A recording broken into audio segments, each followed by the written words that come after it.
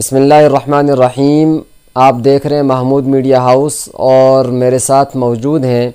حضرت مولانا مفتی محمد اسد اللہ صاحب رحیمی دامت برکاتہم العالیہ۔ سوال آپ کا، جواب شریعت کا کہ لائیو سیشن کو لے کر آج ہم پھر ایک مرتبہ آپ کے سامنے حاضر ہوئے ہیں۔ اس سیشن کے لیے جو آپ حضرات کے سوالات آئے ہیں وہ ہم شروع کرتے ہیں۔ سب سے پہلا سوال یہ آیا ہے کہ مفتی صاحب نماز سے فراغت کے بعد سجدے میں جا کر دعا مانگ سکتے ہیں یا نہیں، اور اس کی عادت بنانا کیسا ہے؟ تو پہلے تو اصولی طور پر یہ بات یاد رکھیں کہ سجدے کے اندر انسان اپنے رب کے اور اللہ کے سب سے زیادہ نزدیک ہوتا ہے۔ چنانچہ سورہ اقرأ بسم ربک الذی خلق کے جو آخری آیت ہے اس کے اندر یہی ہے کہ آپ سجدہ کریں اور اللہ کے قریب آ جائیں۔ تو اللہ کا قرب حاصل کرنے کا اور اللہ کے بالکل انسان جس حالت میں اللہ کے زیادہ قریب ترین ہوتا ہے وہ سجدہ ہے۔ تو اس لیے احادیث کے اندر ہے کہ سجدے کے اندر کی جانے والی دعا قبولیت کے زیادہ قریب ہے۔ اس بات کی زیادہ امید ہے کہ بحالت سجدہ میں جو دعا کی جائے اس کو اللہ تبارک و تعالی قبول فرمائیں گے۔ مسلم شریف کی حدیث ہے، نبی اکرم صلی اللہ علیہ وسلم نے ارشاد فرمایا کہ اقرب ما یکون العبد من ربہ وہو ساجد فاکثر الدعاء، کہ انسان سجدے کی حالت میں اپنے رب کے سب سے زیادہ قریب ترین ہوتا ہے، اس لیے فاکثر الدعاء، دعا کثرت کے ساتھ کیا کرو، یعنی اس حالت سجدہ میں دعا زیادہ سے زیادہ کرو۔ مسلم ہی کی روایت ہے کہ آپ صلی اللہ علیہ وسلم نے ارشاد فرمایا وَأَمَّا السُّجُودُ فَاجْتَهِدُوا فِي الدُّعَاءِ فَقَمِنٌ أَن يُسْتَجَابَ لَكُمْ، کہ بہرحال سجدہ تو اس میں دعا کرنے میں بہت زیادہ کوشش کیا کرو، اس لیے کہ اس کے اندر سجدے کے اندر جو دعا کی جاتی ہے وہ قبول ہونے کے زیادہ لائق ہے، قبولیت کے زیادہ قریب ہے۔ لیکن ان احادیث اور ان دیگر روایات کے اندر سجدے کے اندر جس دعا کا تذکرہ ہے وہ نوافل اور نفل نمازوں کے جو سجدے ہیں ان کے اندر عربی کے اندر جو دعا مانگی جاتی ہے وہ دعا ہے کہ آپ عربی زبان کے اندر نوافل میں جب آپ سجدے میں جائیں تو اس کے اندر آپ کثرت کے ساتھ دعا کیا کریں، لیکن عربی زبان کے اندر۔ اس لیے نوافل میں تو دعا کرنے کا اہتمام کرنا چاہیے اور دعا کرنی چاہیے، البتہ اس کے نماز سے فارغ ہونے کے بعد الگ سے مستقل سجدہ کرنا اور سجدے کے اندر جا کر کے دعا مانگنا یہ صراحتاً کسی حدیث سے ثابت نہیں ہے، اس لیے اس کی عادت بنانا مکروہ ہے، غلط ہے، اس کی عادت نہیں بنانی چاہیے۔ ہاں البتہ یعنی اگر آپ نے سجدے کے اندر دعا کرنی ہے تو آپ نفل نماز پڑھیں اور نفل نماز کے جب سجدے میں جائیں تو اس سجدے کے اندر جا کر کے آپ عربی کے اندر آپ جو چیز مانگنا چاہ رہے ہیں اپنے رب سے تو آپ عربی کے اندر وہ دعا پڑھیں اور اپنے رب سے مانگ لیں۔ البتہ الگ سے مستقل سجدہ کرنا جس کو سجدہ مناجات کہا جاتا ہے کہ اس سجدے کے اندر جا کر کے آپ دعائیں مانگیں تو سجدے کی حالت میں جا کر کے، تو یہ اس کی عادت یہ صراحتاً حدیث سے ثابت نہیں ہے، اس لیے اس کی عادت بنانا کوئی پسندیدہ کام نہیں ہے۔ دوسرا سوال یہ آیا ہے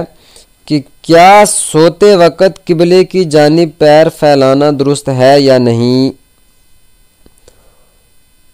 تو سب سے پہلے یہ بات یاد رکھیں کہ سونے کا جو مسنون طریقہ ہے اسی طریقے کے مطابق سونا چاہیے۔ مثلاً باوضو سونے کا اہتمام کریں، پھر دائیں کروٹ پہ سونے کا اہتمام کریں تاکہ ہمارا چہرہ قبلے کی جانب ہو، لیکن بغیر کسی عذر کے قبلے کی جانب اپنے پاؤں پھیلانا یہ بالکل صحیح نہیں ہے، مکروہ ہے۔ شامی کے اندر در مختار کے اندر تو مکروہ تحریمی لکھا ہوا ہے، اس لیے اس کی اجازت نہیں ہے کہ آپ قبلے کی جانب اپنے پاؤں پھیلائیں۔ تو نیند کی حالت میں بھی سوتے وقت بھی آپ اپنا بسترا، اپنا بیڈ، اپنی چارپائی اس انداز میں بچھائیں کہ آپ کے پاؤں قبلے کی جانب نہ آئیں، آپ کے پیر قبلے کی جانب نہیں ہونے چاہیے، ایسا کرنا بالکل درست نہیں ہے۔ ہاں البتہ اگر آپ سوئے ہوئے تھے اور بھولے سے اور آپ کو خیال ہی نہیں رہا، آپ سوئے ہوئے تھے اور حالت نیند میں آپ کے پاؤں قبلے کی جانب چلے گئے، پھر تو کوئی حرج نہیں ہے، پھر یعنی آپ کو گناہ نہیں ہوگا۔ البتہ اپنے جان بوجھ کے اپنے پاؤں حالت نیند کے اندر بھی قبلے کی جانب پھیلانا یہ جو ہے درست نہیں ہے۔ ایک سوال یہ ہے کہ کون سے دن مچھلی کھانا جائز نہیں ہے؟ اس سلسلے میں جواب یہ ہے کہ ہفتے کے کسی دن مچھلی کا شکار کرنا اور اس کے کھانے کی ممانعت شریعت اسلامی میں وارد نہیں ہے۔ آپ ہفتے کے تمام دنوں میں یا ہفتے کے کسی دن میں مچھلی کا شکار کر بھی سکتے ہیں اور آپ مچھلی کو کھا بھی سکتے ہیں۔ قرآن پاک کے اندر جو ہفتے کے دن مچھلی کے شکار کرنے کی ممانعت وارد ہوئی ہے وہ بنی اسرائیل کے لیے تھی۔ وہ در حقیقت ان کے لیے ایک امتحان تھی کہ کیا وہ اس دن کا احترام کرتے ہیں یا نہیں، کہ جس دن کو انہوں نے اپنی عبادت کے لیے خود چنا ہے، کیا وہ اس دن کا احترام کرتے ہیں یا نہیں۔ تو یہ ان کے لیے ایک امتحان تھا، لیکن اس قوم کے نافرمان اس امتحان میں ناکام ہوئے اور ان پر اللہ کا عذاب نازل ہوا۔ مسلمانوں کے لیے شریعت اسلامیہ کے اندر ہفتے کے کسی دن بھی مچھلی کے شکار کرنے کی کوئی ممانعت وارد نہیں ہے اور نہ ہی مچھلی کے کھانے کے سلسلے میں کوئی ممانعت وارد ہوئی ہے۔ سوال یہ ہے کہ آپ صلی اللہ علیہ وسلم نے آخری نماز کون سی پڑھائی؟ آپ صلی اللہ علیہ وسلم نے اپنی وفات سے 4 روز قبل بروز جمعرات مغرب کی نماز کی مکمل امامت فرما کر نماز پڑھائی ہے۔ تو گویا کہ وفات سے 4 روز قبل بروز جمعرات مغرب کی نماز یہ وہ نماز ہے جو آپ صلی اللہ علیہ وسلم نے مکمل امامت فرما کر پڑھائی ہے۔ سوال یہ ہے کہ مردے کے سینے پر جو کلمہ لکھتے ہیں اس کا لکھنا کیسا ہے اور کیوں؟ اس سلسلے میں جواب یہ ہے کہ غسل دینے کے بعد کفنانے سے پہلے اگر کوئی شخص سیاہی کے بغیر شہادت کی انگلی کے ساتھ مردے کی پیشانی پر بسم اللہ الرحمن الرحیم اور مردے کے سینے پر لا الہ الا اللہ محمد رسول اللہ کلمہ طیبہ وغیرہ اگر بطور تبرک لکھے تو اس کی گنجائش ہے، اور یہ مسئلہ فقہ کی مشہور کتاب شامی میں لکھا ہوا ہے۔ ایک سوال یہ ہے کہ کیا مسلمان شراب بیچ سکتا ہے؟ یہ سوال پوچھنے والے ہیں زین العابدین صاحب۔ دیکھیے، مسلمان شراب نہیں بیچ سکتا اور نہ ہی شراب کی قیمت، شراب کی کمائی اس کے لیے کھانا جائز ہے۔ حدیث پاک کی مشہور کتاب ابو داؤد شریف میں روایت موجود ہے کہ اللہ کے رسول صلی اللہ علیہ وسلم نے فرمایا ان اللہ حرم الخمر وثمنہا، کہ بلا شبہ اللہ تعالیٰ نے حرام فرمایا شراب کو اور اس کی قیمت کو، وحرم المیتۃ وثمنہا، اور حرام فرمایا مردار کو اور اس کی قیمت کو، وحرم الخنزیر وثمنہا، اور حرام فرمایا خنزیر کو اور اس کی قیمت کو۔ لہذا اس حدیث پاک سے ثابت ہوتا ہے کہ شراب بھی حرام ہے اور اس کی قیمت بھی حرام ہے۔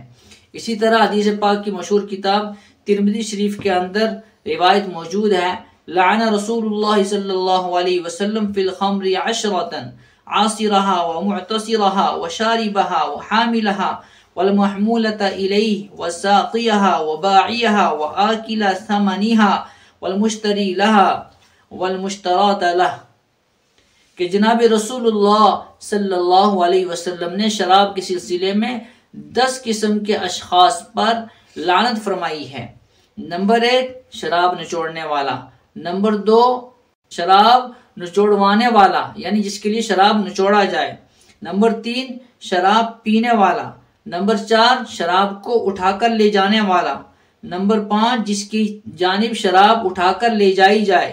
نمبر 6 شراب پلانے والا، نمبر 7 شراب کا بیچنے والا، نمبر 8 شراب کی قیمت کو کھانے والا، اور نمبر 9 جس کے لیے شراب خریدا جائے،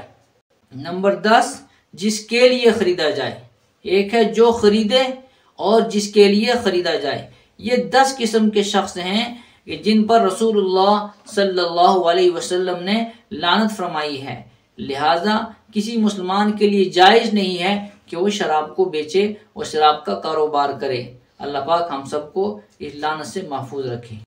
ایک سوال یہ آیا ہے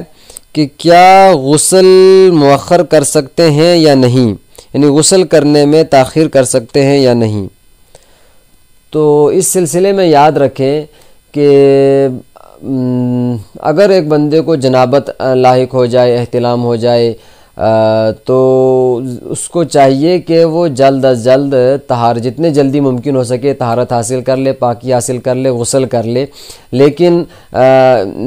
نماز کا وقت داخل ہونے تک، نماز کا وقت مان لیجئے کہ اگر رات کو 8 سے 8 بجے یا 10 بجے کسی کو ضرورت پڑتی ہے نہانے کی، تو وہ صبح کے وقت تک اگر مؤخر کر رہا ہے، کیونکہ بیچ میں کوئی نماز نہیں ہے، تو نماز کے وقت تک تاخیر اگر کوئی کرے تو کوئی گناہ اس میں نہیں ہے۔ فتاوی ہندیہ میں لکھا ہوا ہے کہ الجنوب اذا اخر الاغتسال الى وقت الصلاة لا یأثم کذا فی المحیط، کہ حالت جنابت والا شخص جب غسل کو نماز کے وقت تک مؤخر کر دے تو اس میں کوئی گناہ نہیں ہے اس پر۔ ہاں البتہ اگر اتنی تاخیر کرے کہ ایک وقتیہ فرض نماز فوت ہو جائے تو یہ جائز نہیں ہے، تو یہ اس کے لیے پھر گناہ ہوگا اتنی تاخیر کرنا۔ ہاں اگر اس کے علاوہ کوئی اور غسل ہے،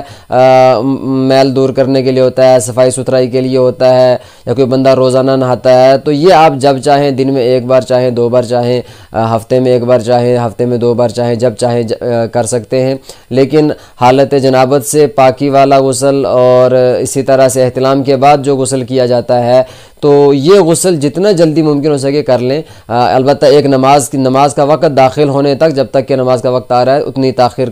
کرنا درست ہے، اس میں یعنی اتنی اگر تاخیر کر لیں تو اس میں پھر بندے کو کوئی گناہ نہیں ہے۔ لیکن اگر اتنی تاخیر کرے کہ ایک وقتیہ نماز فوت ہو جائے، یا دن بھر جو ہے نہ غسل کرے، دوسرے دن جا کے غسل کرے، تو یہ جائز نہیں ہے، اس میں گناہ۔ اس طرح سے ایک سوال یہ آیا ہے کہ کیا میاں بیوی ایک ساتھ نہا سکتے ہیں یا نہیں، اور ان کے لیے ایسا کرنا درست ہے یا نہیں؟ اس سلسلے میں پہلی بات تو یہ یاد رکھیں کہ صحیح مسلم کی حدیث ہے، ام المؤمنین حضرت عائشہ صدیقہ رضی اللہ تعالی عنہ فرماتی ہیں کہ میں اور رسول اللہ صلی اللہ علیہ وسلم، چونکہ یہ زوجہ محترمہ تھی اللہ کے نبی صلی اللہ علیہ وسلم کی، تو فرمایا کہ میں اور رسول اللہ صلی اللہ علیہ وسلم کنت اغتسل انا وہو من اناء واحد، ایک ہی برتن سے میں اور رسول اللہ صلی اللہ علیہ وسلم غسل کیا کرتے تھے۔ اور حضرت عائشہ فرماتی ہیں کہ کبھی آپ مجھ پر سبقت لے جاتے تھے تو میں حضور سے کہا کرتی تھی کہ مجھے بھی دیجئے، اور کبھی وہ اس طرح سے حضرت عائشہ، البتہ حضرت عائشہ صدیقہ رضی اللہ تعالی عنہ ہی کی حدیث ہے، روایت ہے، وہ کہتی ہیں کہ میں نے کبھی بھی رسول اللہ صلی اللہ علیہ وسلم کا سطر نہیں دیکھا، اور نہ ہی حضور صلی اللہ علیہ وسلم نے میرا سطر دیکھا۔ تو اس لیے اس سے یہ سمجھ میں آتا ہے کہ میاں بیوی ایک ساتھ اگر نہانا چاہ رہے ہیں تو نہا سکتے ہیں، لیکن ایک دوسرے کے جو مخصوص اعضاء ہیں، ایک دوسرے کی جو سطر کی جگہ ہے، وہاں دیکھنا خلاف ادب ہے، نہیں دیکھنا چاہیے۔ اور لکھا ہوا، کتابوں میں لکھا ہے کہ جو سطر کی جگہ پہ دیکھتا ہے تو اس سے نگاہ بھی کمزور ہوتی ہے، حافظہ بھی کمزور ہوتا ہے، بھول چوک بھی زیادہ ہوتا ہے، کیونکہ ہو جاتی ہے، اس لیے کہ حافظہ کمزور ہو جاتا ہے، تو اس لیے نسیان کی بیماری لاحق ہو جاتی ہے، اور بھی بہت سی قسم کے عارضے لاحق ہو جاتے ہیں۔ اس لیے سطر کی جگہ کو تو نہیں دیکھنا چاہیے۔ البتہ اس کے علاوہ اگر ایک ساتھ نہا رہے ہوں تو اس کی اجازت ہے، اس میں نہا سکتے ہیں، لیکن سطر کی جگہ کے دوسرے کے سطر کو نہیں دیکھ سکتے ہیں، اس میں احتیاط کریں، یہ خلاف ادب ہے، ادب کے برخلاف ہے۔ اسی کے ساتھ ہمارا آج کے یہ سوال و جواب کی ٹرانسمیشن ختم ہوتی ہے۔ اگر آپ حضرات بھی اپنا سوال پوچھنا چاہتے ہیں تو اسی ویڈیو کے کمنٹ باکس کے اندر آپ اپنا سوال پوچھ سکتے ہیں، یا پھر جہاں بھی آپ یہ ویڈیو دیکھ رہے ہوں، فیس بک پہ، یوٹیوب پہ، یا کسی اور سوشل میڈیا پلیٹ فارم پہ، تو آپ اسی کے نیچے کمنٹ باکس میں اپنا سوال پوچھ سکتے ہیں، یا پھر اسکرین پر جو واٹس اپ نمبر دیا ہوا ہے، آپ اس واٹس اپ نمبر پر بھی سوال پوچھ سکتے ہیں۔ اپنی دعاؤں میں ہمیں بھی یاد رکھیے اور پوری امت مسلمہ کے لیے بھی دعائے خیر فرمائیے۔ جزاکم اللہ۔